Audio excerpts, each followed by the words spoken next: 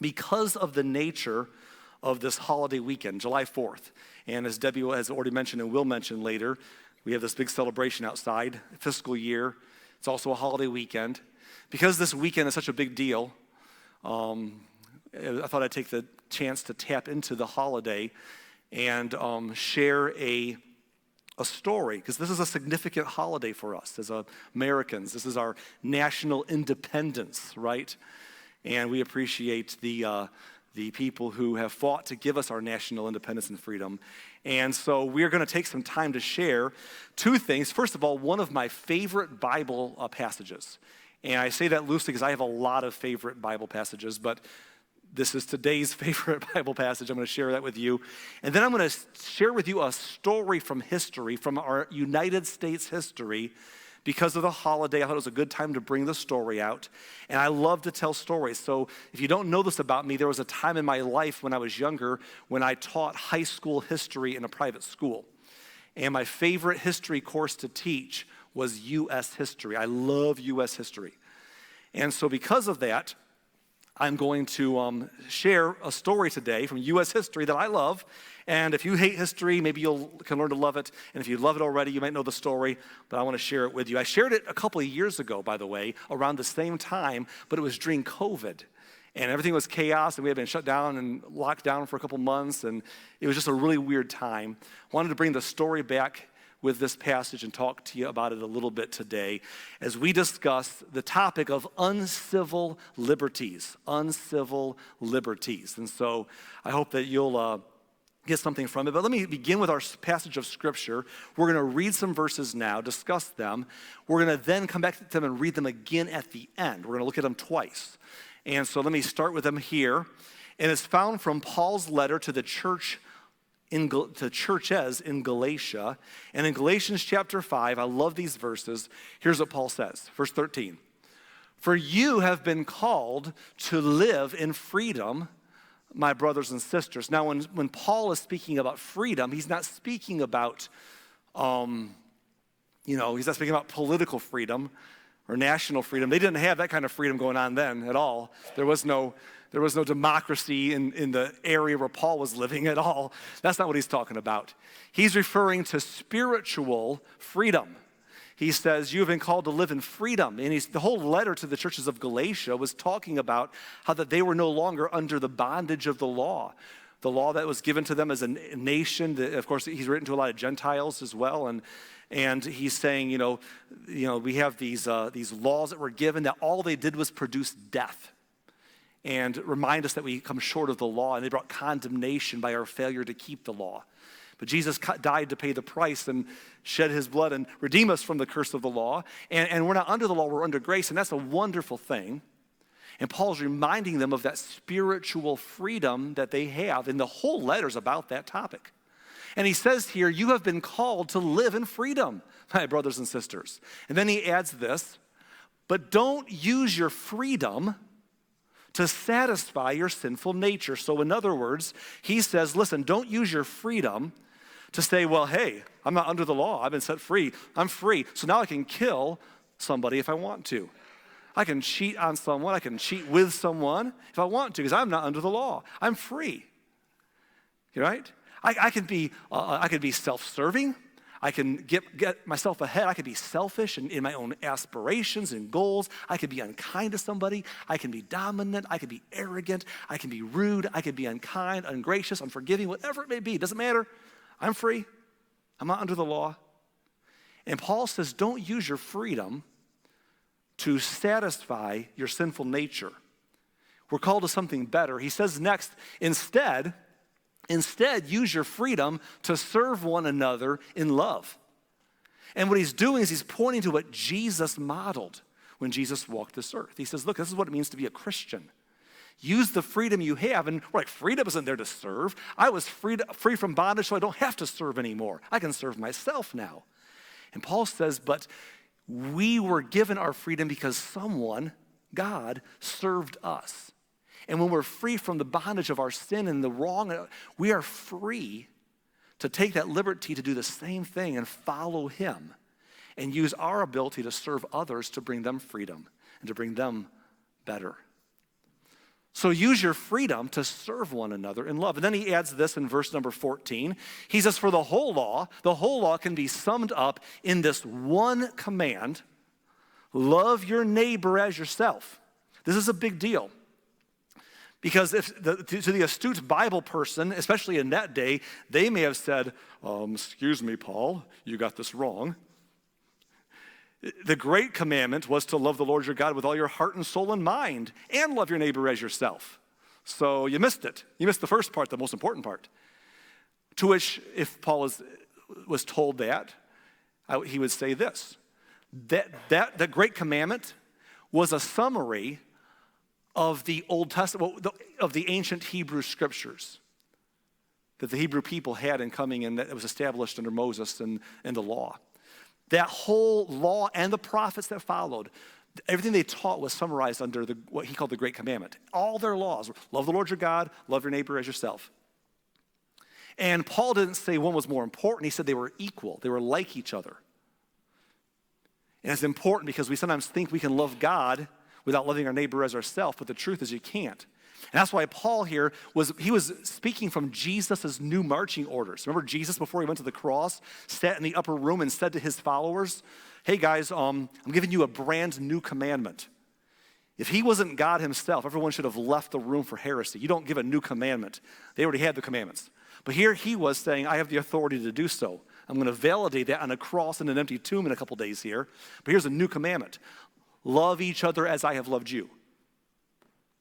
That's the New Testament ethic. That's the ethos that everything in the New Testament was built off of. All the scriptures and writings were built off the ethos of loving one another as Christ loved us. And all those one another's, Paul taught them, the church taught them.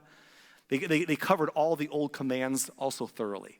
So when Paul says that the entire law can be summed up in this one command, love your neighbor as yourself, he wasn't messing around. Because the truth is that's the tangible way that we do love the Lord our God. So easy to say, oh, I love God, and you can't judge that. No matter how horrible, I love God, you can't know my heart, you don't judge that. But it's easy to say that. It's a lot harder and it's a lot more real to actually love people who are difficult. And that's how we love the Lord our God. That's the action. John said that himself in his epistle, but I won't go there for sake of time. So Paul said this is the whole idea. And then he makes a warning in verse 15. He says, but if you are always biting and devouring one another, watch out. Watch out. Beware of destroying one another. That's what happens. We're going to come back to that. I want to take too much time, but I'll have fun telling you a story this holiday weekend that reminds me of the holiday, and then we're going to come back to those verses and make some application. So we rewind a couple 250 years ago, roughly, and the colonists, or of the American colonists who were under the British Empire, were wanting their independence from Britain. The British Empire was very colonial. They had empire all over the world, and many nations would eventually find their freedom and independence from Britain. But at this time, the American colonists on the eastern seaboard wanted their independence as a nation from Britain. And it was tense. The more they wanted it, the more the British forces got mad, and the more the tension riled up, and the rhetoric was hot, and it was politically charged, and it was violently getting charged. Things were happening, and so the colonists here who wanted their independence from England formed what they called the Continental Congress in 1775. And in 1775, they got together to form a bunch of people who would try to petition England for no longer having taxation without representation, amongst a whole lot of other litany of complaints. And in this process, this Continental Congress said, if we can't get England to behave, we're just going to form our own independence, and we're going to go to war and lay our lives down for our independence. Well, in this first Continental Congress way back in the day, a bunch of people served. Two of them were named John Adams and Thomas Jefferson. These men helped serve their country early on. In fact, I want to just give you a little background on John Adams that will take unnecessary time, but I just like to talk about it because it gives you an insight into the man. During these days, there was a protest, a not-so-peaceful protest going on in Boston against British government. And the mob was out there. They were yelling. They were angry. And British soldiers were kind of standing between the angry mob that they were, and the place that they were kind of going after and trying to keep things calm. And the people were turning against the soldiers. And as protests can sometimes ramp up, this was ramping up. And at some point, people were throwing objects and things. And it got so inflammatory that when something was thrown and hit and a sound was made, the soldiers, in their fear of being overrun and in their moment of tension, discharged their weapons at a moment and shot and killed a bunch of people in the crowd. Called it the Boston Massacre. Instantly, they were arrested. Everyone in the colonies who already wanted their independence and already despised the British presence, they wanted them all hung. And John Adams was one of the, patriots who'd wanted freedom from Britain. He wanted this independence. He was against the British forces being there. But John Adams was a lawyer, and he stepped up and legally defended the soldiers who fired the shots against his countrymen. Because he believed that they deserved. He believed that they shouldn't just be out and hung. He thought that there was extenuating circumstances that made it difficult, that it wasn't their fault, that they weren't just cold-blooded killers. And so he defended them in court. And he got almost all of them exonerated completely. He was just an ethical man despite his politics, which is rare to find in the world today. And Adams was, soon afterwards, they realized that Britain was not going to settle down, and they wanted to write a Declaration of Independence to declare that they were independent from England, knowing that it would lead to war. And they asked that John Adams would write this Declaration of Independence. What an honor to be asked to do that. I mean, yes, it's a dangerous honor, because if you write it, and you lose, you and everyone who signed that thing are going to get hung as traitors. But if you sign it and you win, if you wrote it and you win, well, you're part of history, brother, So he was honored to be asked to write this Declaration of Independence. But you know what John did? He said, I don't think I'm the best face for this moment. He turned to his friend Thomas Jefferson and said, Tom, you're more of a face for our nation, and you're well eloquent and you're inspiring. I think it'll come across better and more inspiring from you than me. And John Adams humbly handed the honor over to Thomas Jefferson to do the authoring of that document. They both signed it, but Jefferson had the chance to write it thanks to Adams. Well, the war was fought. It was harrowing. General George Washington was, of course, the leader of the Continental Army and the hero of that leader of the war. But the nation came through and won their independence. And it was the Battle of Yorktown in 1781 that sealed the deal when General Cornwallis surrendered. 1783 Treaty of Paris, it was a done deal. And at the first, our nation was now forming its own government. And you all think about the United States of America, something you might not know, there was no United States of America right away. They were afraid. There was now 13 colonies who were free to govern themselves as 13 states, but they did not want to centralize their government. They were afraid of a centralized government. So they decided to form a confederation of 13 states with limited federal power, limited central government, because they wanted to have their own autonomy as states. So for about a decade, our nation operated as a confederation at the very beginning. And the states all had their own currencies, and it was very complicated. You crossed lines, and money was always accepted, and laws were different, and overseas we had no real muscle, and we had trouble with piracy, we had trouble with other nations respecting the individual states. And they realized at some point we've got to come together with a more centralized government and give more federal power to make us legitimate. But they didn't want to because they were worried about losing their state's autonomy. So this was all the tension going on. And during this time, John Adams and Thomas Jefferson both served for a season as ambassadors to France. And these men served together. In fact, during this time, Thomas Jefferson's wife died. And he was grieving very deeply. And John Adams and John's wife, Abigail Adams, John and Abigail comforted and befriended Thomas during his widowhood when his wife passed away. They were really good friends to him. Well, after a number of years, the Confederation wasn't working out.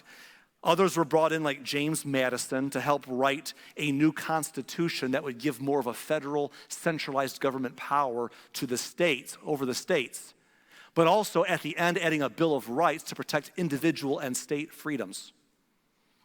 So all of this was being put together.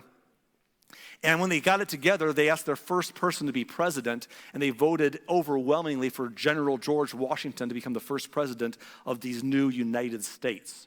Washington was offered the throne before. He could have been king. He could have been emperor.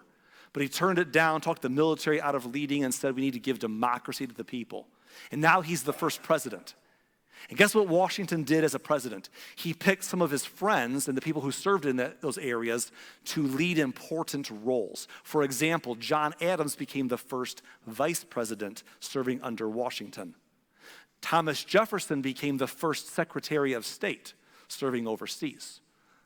Other people like Alexander Hamilton became the Secretary of the Treasury. And after 4 years of serving, when the term was up, Washington was going to step down and walk away because, again, he didn't want so much power. But actually, Thomas Jefferson talked Washington into running for a second term, and he did. But what happened in those years was this new nation began to have new issues. Because they no longer had to worry about Britain and what brought them together, they were now free to fight about other things. Fight about things like what's the best way to run our country now. And they began to have different ideas. And a couple different viewpoints began to emerge. One was the Federalist viewpoint. I should call it the first party, the Federalist Party, which believed, and then there's the Democratic Republican. The Democratic Republican Party was one that believed in less federal or centralized power and more states' rights and local government. And the Federalist Party said, no, we tried the Confederation. That didn't work. We got to have a strong national presence. We need more of this, not less. And these dividing issues caused splintering amongst these old friends who once fought together for their independence. And at this time, when the fighting's going on internally, Thomas Jefferson, who talked Washington into running again, he resigns as Washington's Secretary of State and leaves the post.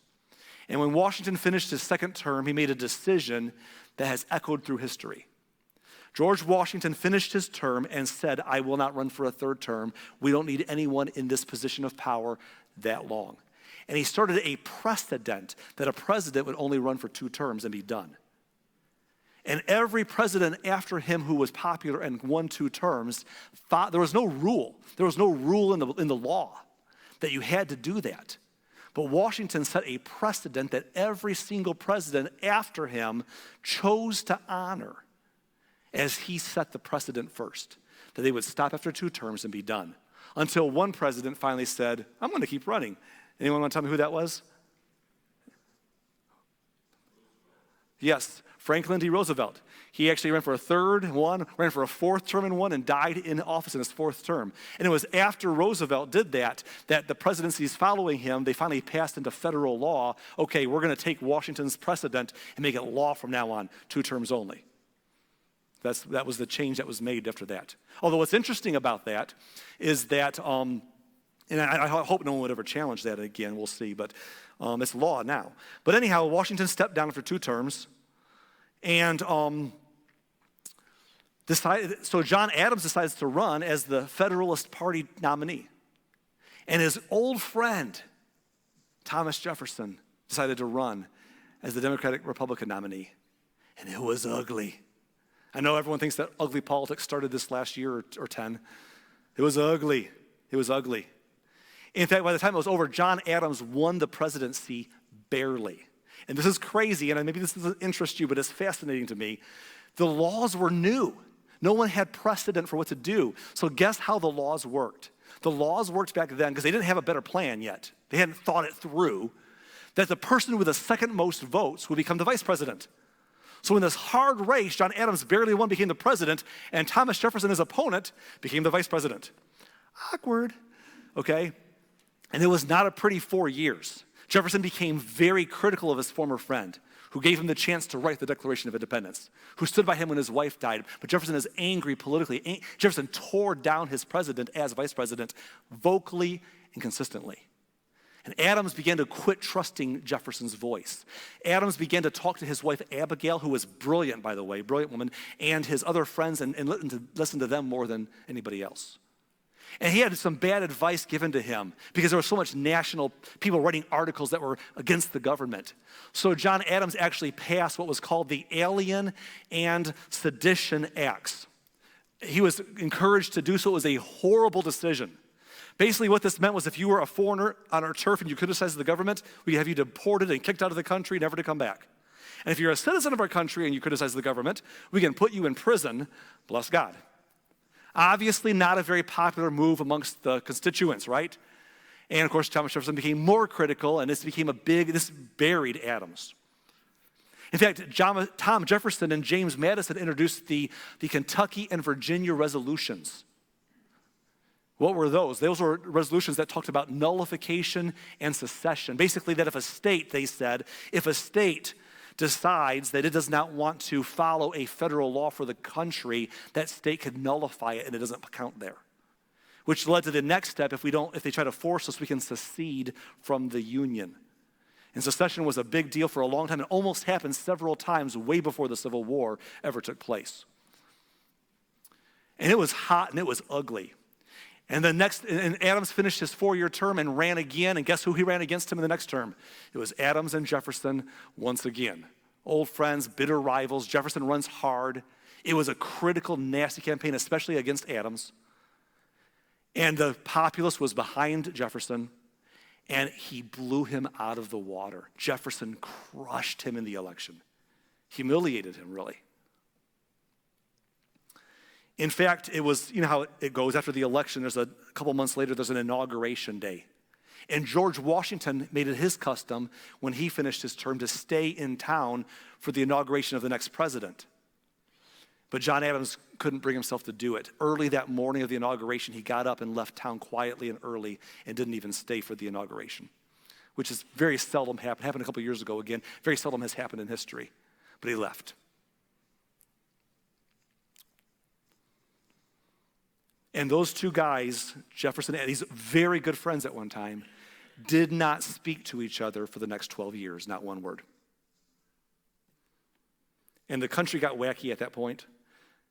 Jefferson's next vice president was Aaron Burr, and he was a problem, and he ends up replacing him. At some point, Aaron Burr runs for governor of New York. Alexander Hamilton, the former Secretary of the Treasury, opposes him in the newspapers. He challenges him to a duel, and at some point, a former vice president, Aaron Burr, shoots and kills a former Secretary of the Treasury in our young nation. Is insane times. So if you ever think things are crazy now, they've always been crazy, I guess. But anyhow, this is what was going on. And the party system began for the next many years. I'm going to skip a couple things and come back, but in the next many years, you had the Federalist Party. You had they were in power. Go give me that graph of all the parties together, if you would, please. The Federalist Party. You had the Democratic Republican Party. Those were the first two. Eventually, the Federalist Party died. I'll tell you why in just a moment here. They died out. The Democratic Party emerged. Then the Whig Party. They all wore wigs. No, I'm just kidding. They didn't do that. And the Republican Party, it emerged in the 1850s, its first successful candidate being Abraham Lincoln. Now, these were the parties. But Thomas Jefferson's party, the Democratic Republican Party, Thomas Jefferson's party stayed in power for 28 straight years, folks.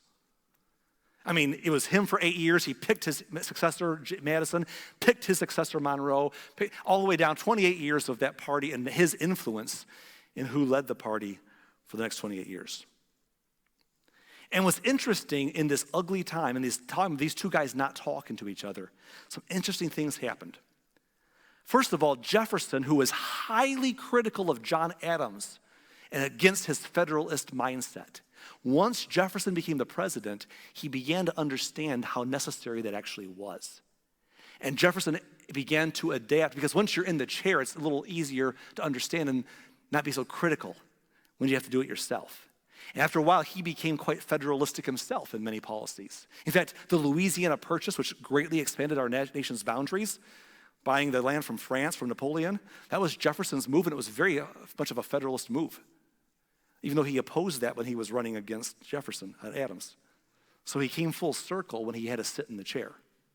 Meanwhile, Adams, who was very upset about this whole Democratic-Republican Party, his own son, John Quincy Adams, would eventually run as a president under Jefferson's leadership as a Democratic-Republican. Yikes. Weird time, isn't it?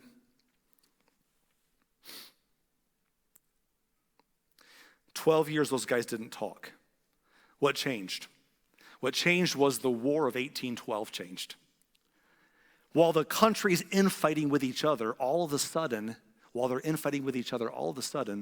that foreign enemy of Great Britain was slowly rearing its head again for another war.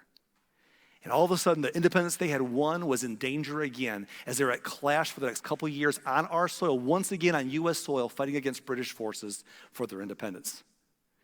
And it changed everything. The Federalist Party, the country came together once again. The Federalists jumped in and said, hey, the Republicans are in charge. We're with them. Fight Britain. And the ones who politically refused to join in because of politics, they just became irrelevant and died. And the nation gelled together. You know why?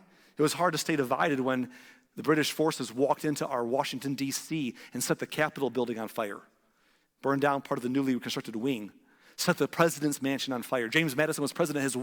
James Madison's wife ran into the president's mansion, took priceless paintings off the walls and got them out of there before the British showed up because they burned the president's mansion down and looted it. Our nation's most sacred buildings of government were destroyed by fire. And the nation was so angry at the attack that they gelled together and remembered what it's all about. And because of that, because of the unity that war brought them, people began to be friends again. In fact, Thomas Jefferson and John Adams began to renew their friendship. After 12 years of silence, when that war was over, one of them began to write a letter. I forget who did it first. Wrote a letter to the other one to extend an olive branch. And the other one responded in kind. And they began to write, and I mean write faithfully, consistently, day upon day. For the next 14 years, these men wrote and became very, very close friends again. They connected until 14 years later, they died. A couple things about their death that is interesting to me. First thing that's interesting is they died during the presidency of John Adams' son, John Quincy Adams, who was the candidate for Thomas Jefferson's party, the Democratic Republicans. They died during his administration. What's also interesting is the date upon which they died.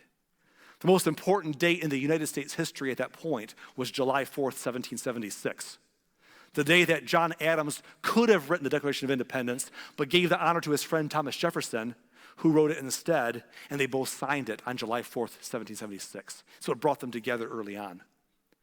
And then they fell apart and fought and hated and hurt. They came back together. 50 years later to the date. 50 years later to the date, on July 4th, 1826. John Adams and Thomas Jefferson both died on the 50th birthday of their nation. Hours apart, one of them saying to the other, "Is my friend still alive?" before he passed away. It was a full circle of a relationship that lost its way when they got rid of their big enemy and had the chance to fight about lesser things. They became bitter enemies. And when they're reminded of the bigger cause, they came back together and died as friends once again. I love the story because I love history, and that's one of my favorites from that period. And I look at the world today, and I see political division in our country. I see the way so many people in our country today act towards each other. Many people today seem to have civil war aspirations flowing in their blood. And the media doesn't help. The 24-hour news cycle that works best off of anger and fear and sensationalism to stir that up to make money in advertising, that doesn't help. And the social media world where we all have a platform to say, what's on your mind? Well, what's on my mind? I'll tell you what's on my mind. That's not helping. And it's hot, and it's exacerbating the problem in culture. However, that's not the part, I don't think that's the part that is especially grieving to God. That's just been the way it's been as long as we've been a country, quite honestly. It's just more noticeable today in technology. I think the part that we can say today grieves the heart of God. What grieves the heart of God is the part where followers of Christ behave in this way.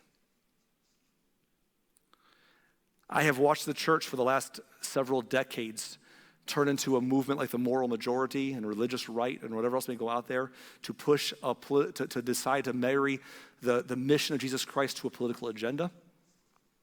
And the fruit was bad early on, but it's been really bad the last many years now. The anger, the vitriol, the blurring of the lines between what is the gospel and what is our political stance has been hard to see from church to church. We have churches on both sides of the political divide who have married their faith identity too closely to their political identity. We've forgotten as Christians what truly matters. We've lost sight of our real enemy and our real mission, and we have exchanged the greater cause for a lesser calling.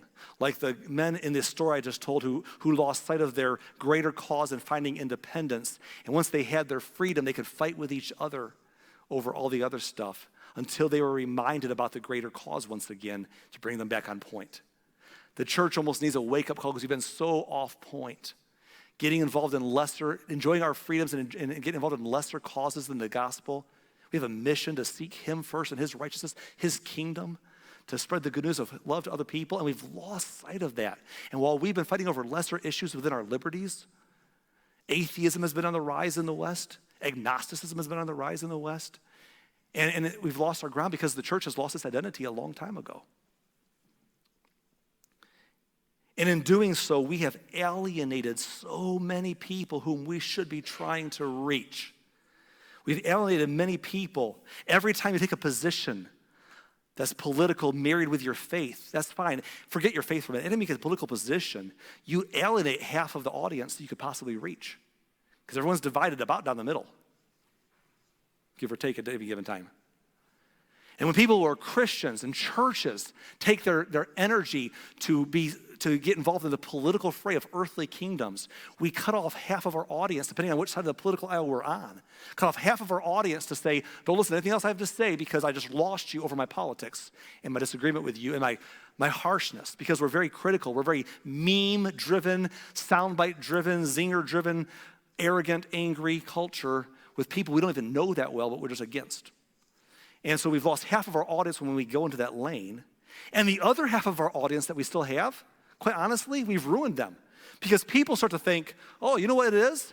I know what it is. Being a Christian is all about being political. And it's appealing. A lot of us who like to fight, we like a fight. It's a lot more appealing to draw to a cause, to be against something and for somebody else. It's kind of boring to this Jesus thing anyhow. Lay down your life, serve, forgive, grace, yawn. So it's easy for the church to get caught up into these radical ideas one way or the other. And so we cut off half of our audience and the other half becomes misdirected about what Christianity is all about. And in doing so, we lose our way. I want to say this to you. We should be led by the Spirit of God, not the spirit of this age. One of the things I learned a long time ago when I was a very young pastor, I've been doing this for a few years, by the way. I've been pastoring now for quarter of a century and been in church work a lot longer than that. I'm not a novice at this anymore. And I learned something a long time ago in the ministry. Someone said to me as a young man, they said one of a pastor's jobs is to understand the spirit of the age, the sin of the culture, and have his finger on the pulse, especially the church. No one likes to have their finger on the sins of the church and what's really going on, because it's like, leave that alone. It's just us versus them. So let me kind of just say this. For a number of years, it's been clear. The church has lost its main messaging and has become far too political and ugly and nasty over earthly kingdoms that we've lost our greater cause. And I've tried to speak up about it from time to time, and you've heard me, and I will not stop beating the drum as long as I have a voice, because we've got to get past that. Because when we lose focus on what we're supposed to be all about, what happens is this. We become so focused on winning that we lose our way. We become so focused on winning. Got to win at all costs. Got to tear down, got to get ahead, got to pull the other people down and put us up. We get so focused on winning that we lose our way. And we've lost our way. And we've mistreated people horribly. We've driven them from the gospel of Jesus Christ continuously in a desire to win things that just won't matter because it's just a couple years until the next big contest. By the way, I say this often, so I'll say it again because I want to push the button. Do you know what the most important election in the history of our nation is going to be? The next one. People say, the most important election in the world is right now. And I'm always like, isn't the last time? Yeah, but they were wrong. It's this next one. And I've been saying this for 8 or 10 years now, and every time, people will argue back sometimes, but that one's the most important one until it's not anymore. We get so focused on winning. As a church, we forget what we're really here for. We lose our way. When it comes to how you interact with people in person or online, can I say that what we always ought to be governing ourselves by is a mentality that looks at people and says, hey, you know what? You are more important than my view. I have a view. Nothing wrong with having a view. By the way, thank God for our democracy. Vote. Know what you believe. Know the issues. But when it comes to how you do all those things, I love that. I do. I got beliefs, and hey, we should all be a part of that. But while you do, never forget that when you deal with people who might see things differently than you do, to not forget as you approach somebody in person or online, that you are more important than my view. And that's the Christian ethic that we need to get back to once again. I want to read our verses before I wrap this up. Back to Galatians chapter 5, because I love these verses, and I want to just land a couple of them close to home. Galatians 5:13, Paul said, for you have been called to live in freedom, my brothers and sisters. Again, he's referring to spiritual freedom. That's the idea, that's the context. They didn't have democracy. I can say this today, if you happen to live in the United States of America, and you're a Jesus follower, and a Christian, and a believer, born again, you got a lot of freedom, spiritually and nationally. You got a double wad of it there. You've been called to live in freedom, my dear brothers and sisters. Some parts of the world don't enjoy those freedoms today. Spiritually, thank the Lord. We're celebrating that at church today. Nationally, praise the Lord, we're celebrating that tomorrow for our holiday. We've been called to live in freedom, brothers and sisters. But don't use your freedom to satisfy your sinful nature. One of the things that I cringe about all the time, and I see it all the time, is people walking around saying, it's my freedom to say that. It's my freedom to behave that way. It's my liberty. It's my rights. It's my rights. I have a right to do this. I have a right to intimidate you. I have a right to do this. I have a right to say that. I have free speech. And all of our rights, I have a right to say what I want to say, behave how I want to behave, make you uncomfortable as much as I want to make you uncomfortable, because that's my right. It's my freedom. Paul's like, guys, don't use your freedom to satisfy your sinful nature. It makes me cringe. I have a story I was going to tell you, but for the sake of time, because I'm going to not tell you today. Just watching a Christian just the other day blatantly pass along some fake information. And they admitted afterwards they knew it was. They didn't care. It's my freedom to say what I want to say. I got to help the team win. I was like, ugh. Don't use your freedom to satisfy your sinful nature. Instead, use your freedom to serve one another in love. That's what Jesus did for us. You say, but Arlen, serve and love people who aren't in the same agreement with me about what's best, people who I think are trying to destroy my viewpoints and my liberties? Yes. Why would I do that? Because Jesus did that. He left heaven to the great divide that our sin caused. He walked across the aisle to walk into rules of people who turned from him and served us, and they crucified him in doing so, literally. And he turned around and said, I did it to bring you back and serve you in love. And then he says in verse 14, for the whole law can be summed up in this one command, love your neighbor as yourself. That means your believing neighbor, your unbelieving neighbor, your behaving neighbor, your unbehaving neighbor, those who see the world or vote the way you do, and those who don't, and everything else in between. Those who have the same lifestyle that you and those who don't. Love your neighbor as yourself. That's a Bible New Testament command. This is the spirit of the age, and I feel like I'm putting my finger on it because the church needs to be challenged. We all do. I do. We all do. Again. But he warns us this. But if you are always biting and devouring one another, watch out, beware. Beware of destroying one another. Here's the great paradox. The great paradox is this, that the reason we bite and devour other people is so we can win. The reason we bite and devour is so we can get ahead. We bite and devour so that our team can come out on top, so that they don't beat us, so that they don't destroy us and take away what makes us whatever we feel is important. So we do that so that we won't be destroyed. But the paradox is that when we bite and devour each other, we ultimately are destroyed. And I think Christianity has suffered tremendously from church people who spent more time trying to bite and devour their way into earthly wins and have lost the greater cause that we're called to, which is to serve one another in love. And we found destruction in our attempt to avoid destruction. So what are we going to do? I know that we get concerned about our rights more than other people's rights, my rights more than others' rights, my freedom more than your freedom, I know.